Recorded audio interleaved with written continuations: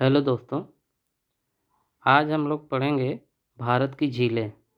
भारत की प्रमुख झीलें। झीलें दोस्तों किसे कहते हैं? झील जो कि एक तरह का पानी का ढेर होता है।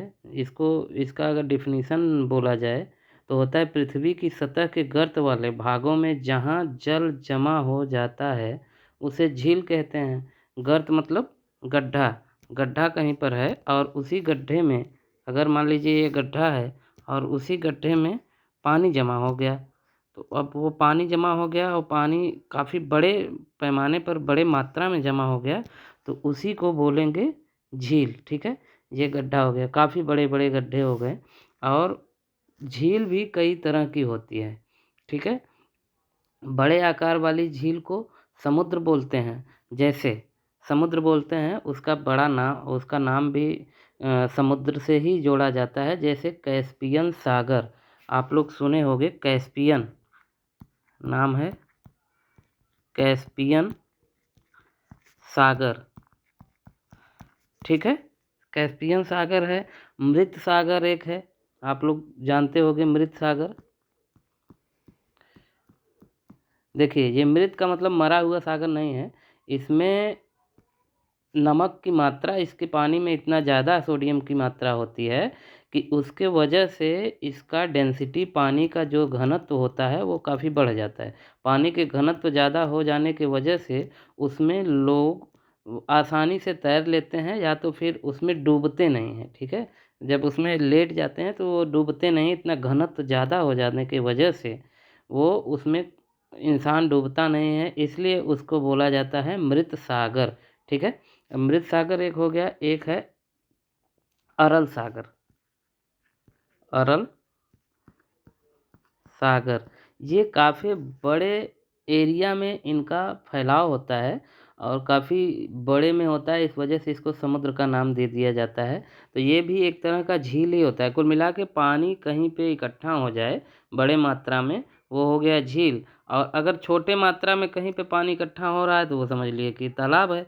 ये तालाब का ही बड़ा रूप होता है झील। ठीक है, जैसे गाँवों देहातों में होता है ना छोटे तालाब पोखरे, तो इन्हीं को बड़े आकार में कर दो, किलोमीटर में हो गए, तो वो हो गए झील।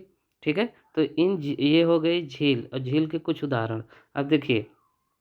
झील भी कई प्रकार की होती हैं। जैसे झील होती है कि कुछ झीलें होती ऐसी भी हो सकती हैं कि उनमें वर्षा ऋतु में ही सिर्फ पानी दिखे और किसी मौसम में पानी ना रहे, तो वो मौसमी झील हो जाती हैं। ठीक है, और इसका उदाहरण है सांभर झील। सांभर, अब ये सांभर झील जो है आप लोग जानते होंगे कि राजस्थान में है।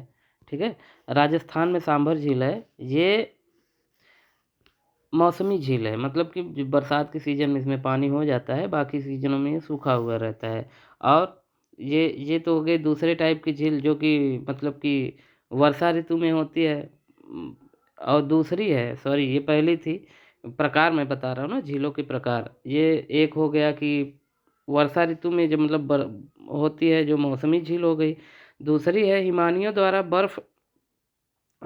एवं बर्फ़ की चादरों की क्रिया से के फलस्वरूप जो पैदा होती है झील। जैसे आप उत्तर साइड में चले जाओगे जो कि हिमालयी क्षेत्र है, वहाँ पे काफ़ी बर्फ़बारी होने की वजह से यहाँ पे काफ़ी बर्फ़ का जमाव हो जाता है, बड़ी बड़ी हिमानियाँ बन जाती हैं, बर्फ़ के चादर बन जाते हैं।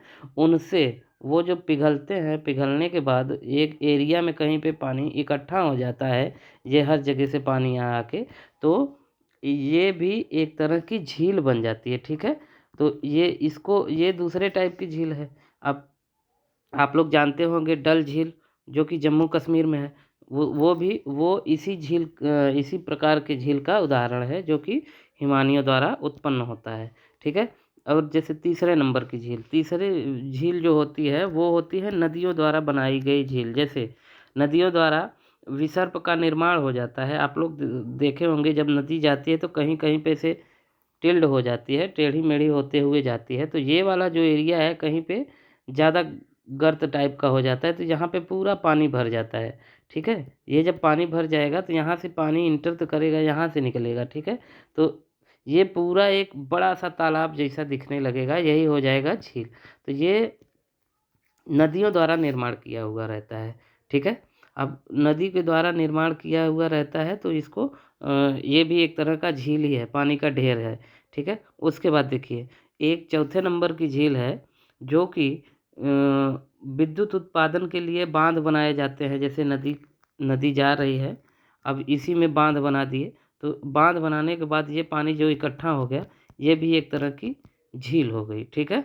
इसके भी कई उदाहरण हैं, जैसे आप लोग सुने होंगे भाखड़ा नागल बांध, ठीक है। भाखड़ा नागल बांध, गुरु गोविंद सागर बांध, एक मिनट,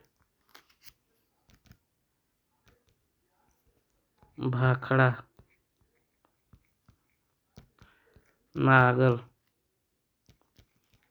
आप लोगों को कमेंट में बताना है कि भाखड़ा नागल बांध कौन से राज्य में स्थित है, ठीक है। और गुरु गोविंद सागर, गुरु गोविंद सागर, ठीक है। अब ये हो गया झील, हमारे झील के प्रकार हो गए। अब देखिए झील, अब देखते हैं कि मेन झील कौन कौन से हैं। ये तो आप लोग देख ही रहे होंगे स्क्रीन पे कि कौन कौन से प्रमुख झीलें हैं, भारत की प्रमुख झीलें कौन कौन सी हैं, ठीक है। देखिए इसमें से जैसे एक है ये इधर दे दिया गया है झील का नाम, ठीक है। और इस साइड दे दिया गया है, एक मिनट,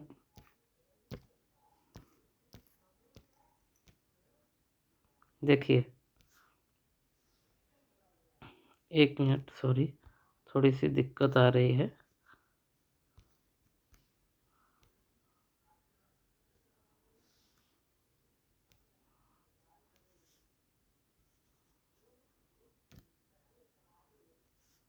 देखिए ये इस साइड पे झील है, दूसरे साइड संबंधित राज्य। देखिए एक है वेम्बनाड झील, देखिए कौन सी, वेम्बनाड झील, ये है केरल में। चिल्का झील, जो ये सब प्रमुख झीलें हैं भारत की, उड़ीसा में। और उसके बाद कौन सी झील है, देखिए राजसमंद, ये राजस्थान में है।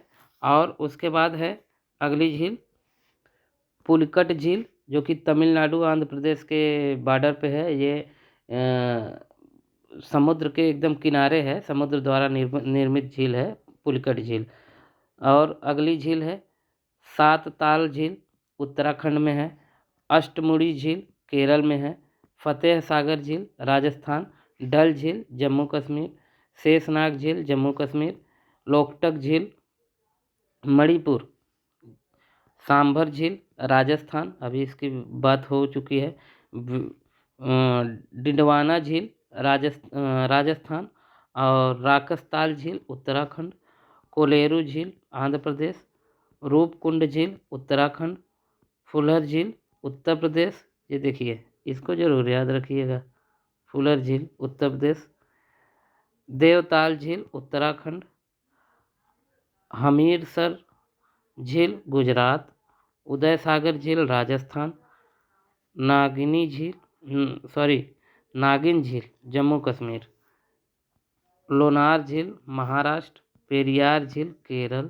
सूरजकुंड झील हरियाणा।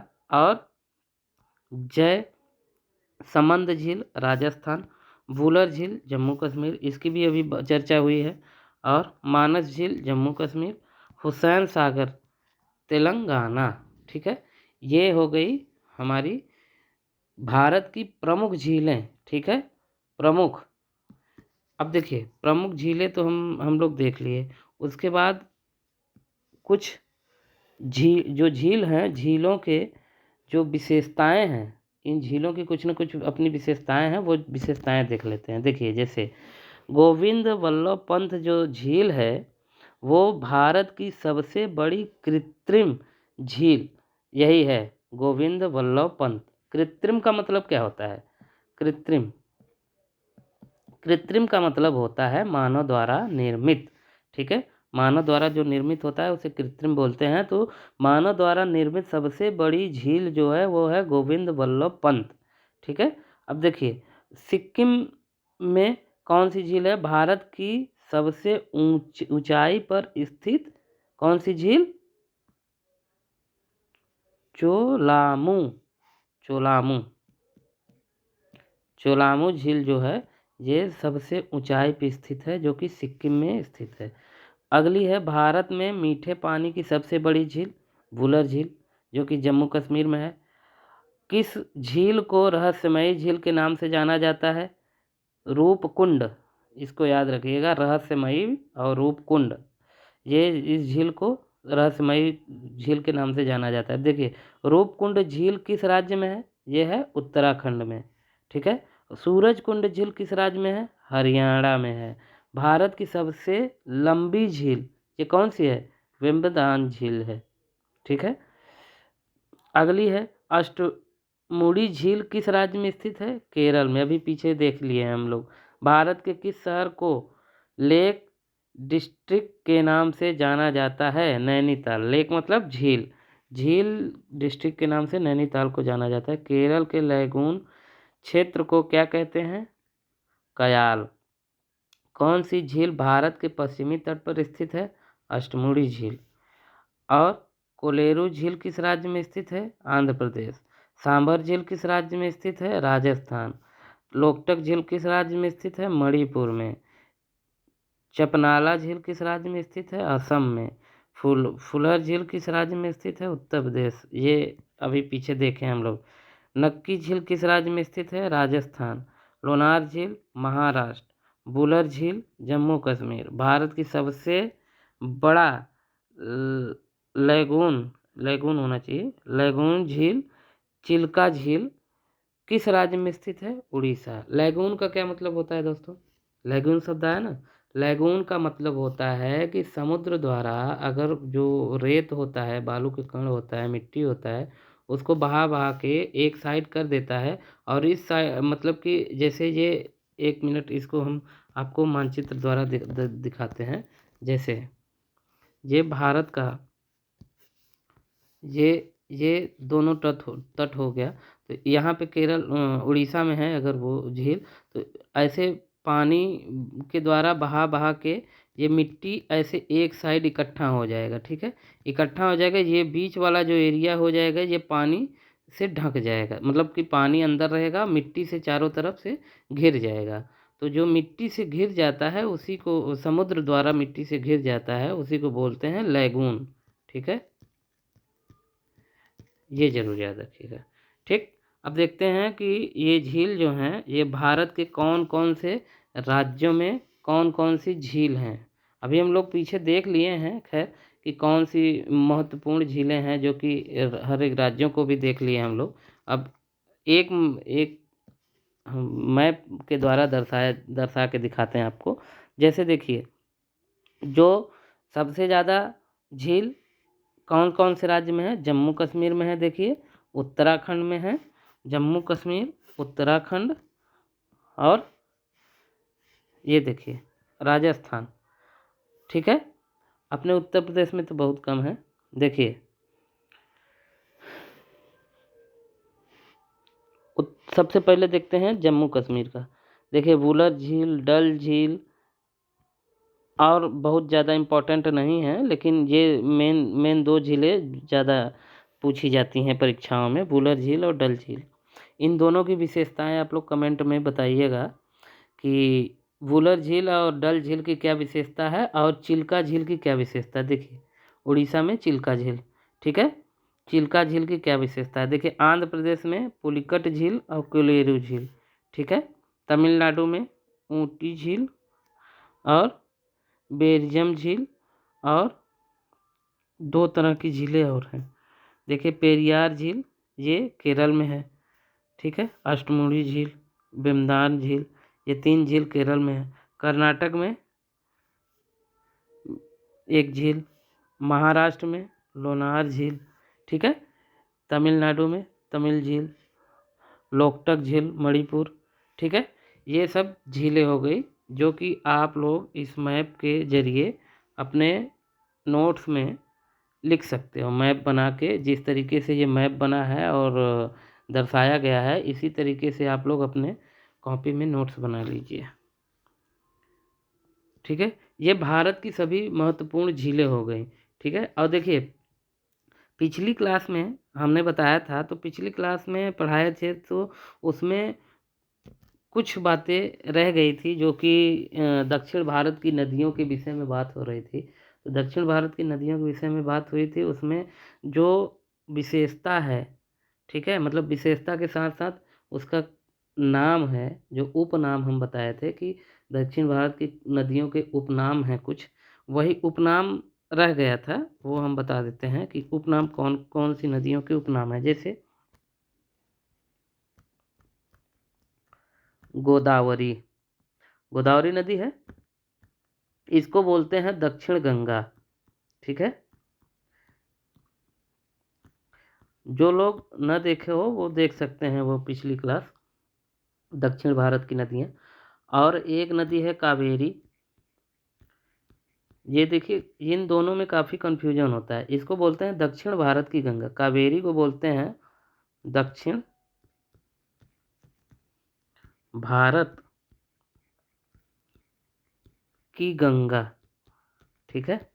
ये देखिए दक्षिण गंगा का गोदावरी हो गई, और दक्षिण भारत की गंगा ये हो गई कावेरी। ठीक है। अब देखिए गोदावरी को एक नाम से और जाना जाता है, गोदावरी, ये जरूर लिख लीजिएगा, गोदावरी को वृद्ध गंगा के भी नाम से जाना जाता है, वृद्ध गंगा। और एक बात और, कावेरी को अर्ध गंगा के नाम से जाना जाता है, कावेरी को अर्ध गंगा।